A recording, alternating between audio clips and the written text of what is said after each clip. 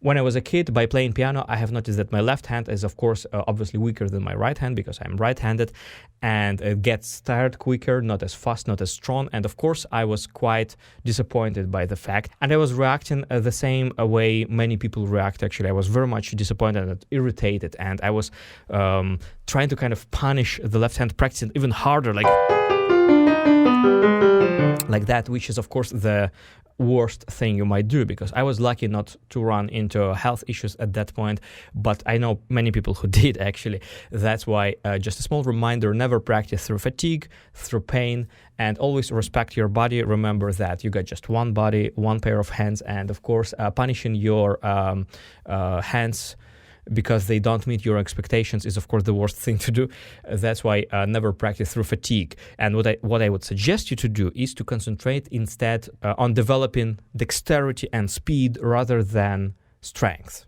Because as many researchers claim, piano playing needs actually more coordination than strength. And I relate to that a lot. That's why let's have a look at some examples and see how we can resolve difficulties, like for example in this intensive etude by Czerny, which in my opinion precedes the Chopin's revolutionary etude quite a bit.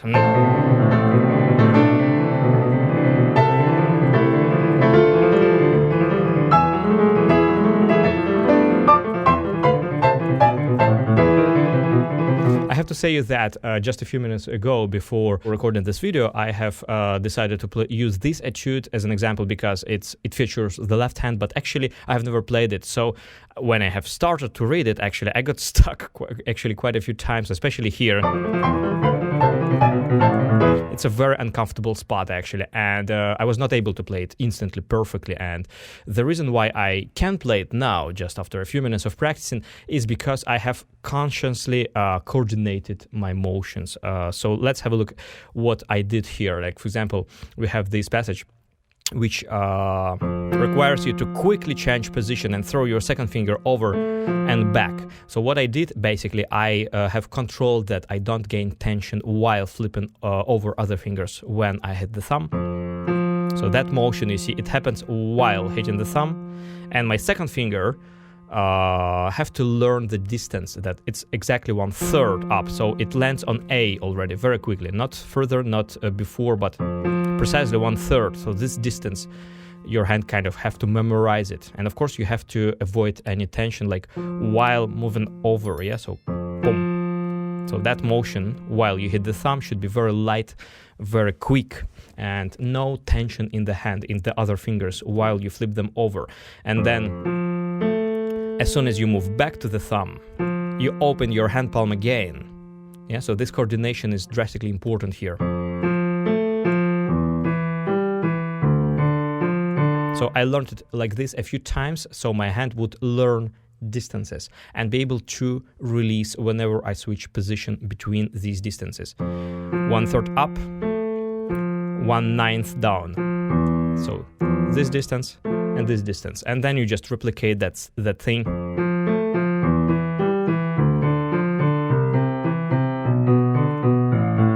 Just remembering where to stop, basically. Or for example, in the beginning, yeah, same thing. So basically this etude teaches us how to change positions after the thumb in the left hand without tension, and flipping over other fingers while hitting the thumb without being tense in them. Then of course it's very important to notice like what is the problematic spot. Like for example here, the first bar, it's not that difficult as soon as you have used to it, but then when you transfer to the next bar, you have to leap not 1 octave as before, but 1/7 before, from A to B. So you have to teach your hand that particular distance. I leap to A, and then my hand opens for 1/7. Same thing, 1 octave, and then a 7th. So these two distances which my hand has to remember, and I have to just remember when I leap 1 octave lower and when I leap 1/7 lower. So such things might help you to overcome technical difficulties without necessity of practicing for hours with tension, because if I would work with my fingers too much, having static tension, I would rather slow down my progress. So I would need hours, if not days or weeks, in order to master this. But if I just consciously coordinate my motions, I am able to play already this spot in a few minutes. So that's the difference and a power of an efficient approach to piano playing. Or, for example, when you have a pattern which moves in a loop, like a perpetuum mobile, like another study from the same book, number 7.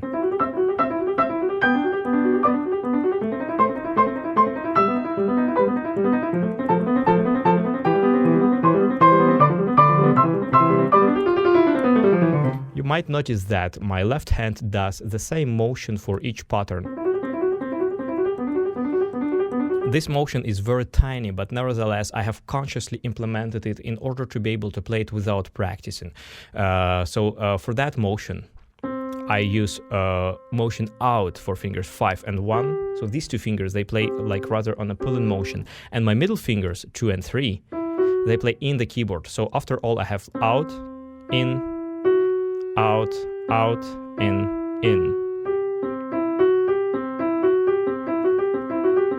And then I calculate like how much of that motion I need. And of course, taking care of position changes, like for example, when I switch from one position to another one here, while hitting the thumb, I simultaneously open the hand palm. So I would already be ready for the next hand position. And of course, it helps to learn such passages, especially when you have to play something really quickly and really lightly. It helps nevertheless to learn such passages in a moderate tempo on mezzo forte, controlling that you provide the same amount of energy for each finger when you hit the key, like equally accenting each note, but that impulse comes actually not from the finger itself, but rather like from the elbow. So you add a little bit of like elbow impulse, stabilizing the tip of the finger, the knuckle, but the impulse comes kind of like from the elbow. So you kind of like shake off these notes out of your hand, stabilizing the tips of the fingers, and of course avoiding lifting the fingers, rather relaxing them. So while hitting each key very precisely, you might notice that my hand is quite loose between hits. This is because I use a very sharp impulse in order to hit the key, and I immediately free up the hand after the hit. Free up.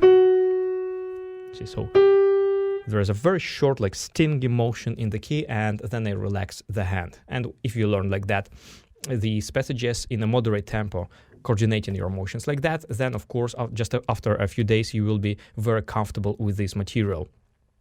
It usually takes a few days in order to implement new motions without tension, without static tension between fingers. That's why I suggest you to be a little bit patient and give it a few days, practicing it in a moderate tempo, controlling that you have a very precise hit, but immediate release after the hit. And of course, experimenting with patterns like motions in, out, maybe even like a little bit of shape and motions. However, we have to be careful about those sloppy rounded motions, which sometimes help, but sometimes rather distract us and make your playing really sloppy. So make sure that all your motions are targeted and efficient, minimized at the end of the day. Another very important thing for the left hand and piano technique in general is supporting your thumb. Yeah, so when we support the thumb, we have to always go lower with the wrist at the level with the keys. We don't sink lower, but we stay at the level with the keys, because the typical mistake here many piano learners would do, even very advanced players, is maintaining the higher wrist while you get to the thumb. Here it's not optimal, but it's not drastically terrible. But here it really makes you feel very insecure if your wrist is so much higher than the keys. I feel already very awkward. But as soon as I lower my wrist and as soon as I assign myself with the task of leaning toward the thumb properly,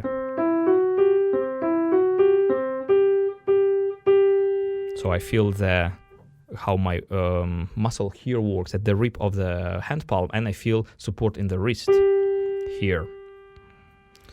As soon as I balance my playing like that, balance my hand posture like that, I feel much more comfortable immediately. That's why it's also reasonable to play such structures from the thumb. Release and then from the thumb on a pull-in motion. Making sure that you really lean toward the thumb.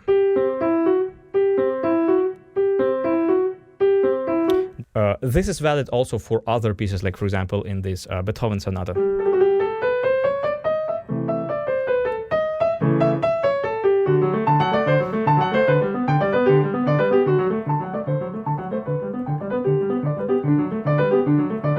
This spot in the left hand might be very much uncomfortable if your thumb is not supported.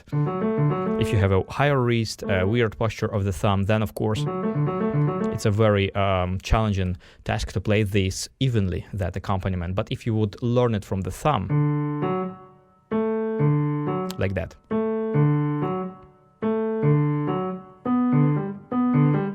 So you shift the way you think about this music from the thumb.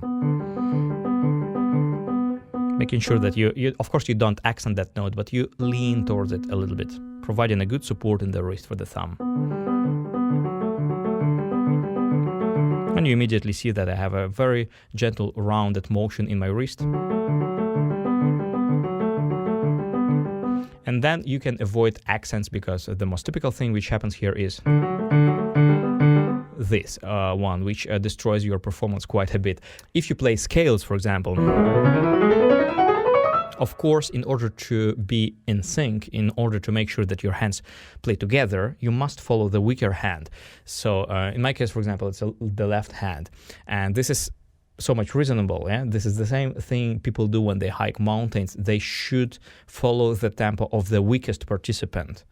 Another thing which is very helpful, actually, in my experience, is mirrored practice. Like, for example, when you mirror the shape and play with the right hand, same thing which left hand does, but in a mirrored version. So, for example, in the case of Czerny, this pattern, yeah, we can create the same pattern in the right hand. That would be, for example, that one. It sounds really funny. But if you would play hands together in a moderate tempo first, observing what your right hand does, it should feel much more comfortable, of course. It should be much more natural for you to find a good motion.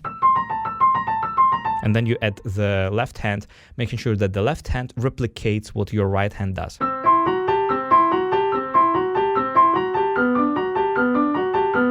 Sounds pretty modern, I would say, to say least, but it's really a very helpful exercise. Or, for example, in the case of these structures, that would be something like.